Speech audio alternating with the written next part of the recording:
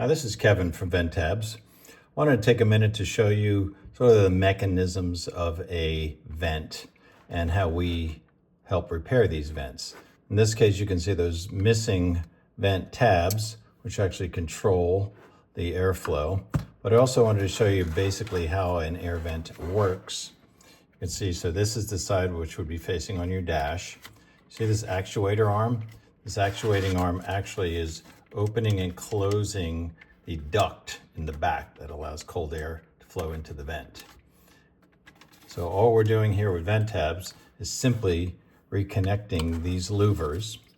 So you're going to simply line up the vent tab on the one and only louver already marked, clicked into place, and now you can see the vent is back in gear. I will open that up, and you can see now we can shift it left and right and up and down.